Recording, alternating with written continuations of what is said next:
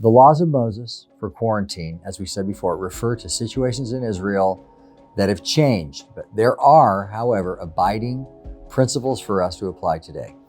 And they are often called case laws because they examine different cases, different real-life situations. And these cases are representative of the general types of situations that you might encounter. The specific incidents reveal the wisdom of God.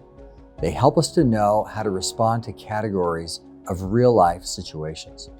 Now, the laws specifically address touching the dead, contact with different diseases. There are different procedures for handling excrement, contaminated clothing, infected body secretions, sick houses, mold, epidemics, and remedies for visible infections on the body include rinsing and bathing and shaving.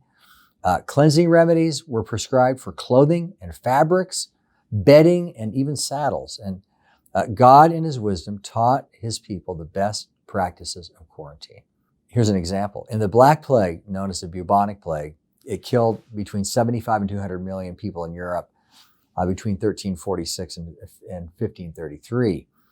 And the Jews followed the biblical principles of quarantine, but they did not suffer the same maladies of the general population. They washed for germs, they practiced quarantine when necessary, they loved their neighbors. However, this did not improve their social credit with their neighbors. The Jews were actually blamed for the plague and persecuted for it during the 14th century. Well, here's the most basic principle of the quarantine laws, according to the general equity of the law of God.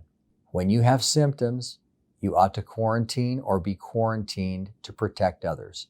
If there are no symptoms, there's no reason to quarantine. This protects us both from being irresponsible and hypochondria and inoculophobia and irregular church attendance. Now, let's compare this with the shelter at home and the shelter in place orders from our governments. These laws are manifestly unbiblical. The Bible makes it very clear that you quarantine when you are sick, that we don't create a culture where just because we know someone who is sick or we've been with someone who is sick, that we quarantine ourselves, i.e. staying home from church, from work, from contact with other people. We ought to quarantine ourselves when we have symptoms and show signs of being sick. But if we're well, we should be free. And if someone else is well, even though they've had contact with a sick person, you should treat them with love. Part of loving your neighbor is recognizing that God is sovereign and living in the freedom of the knowledge that God ordains all things.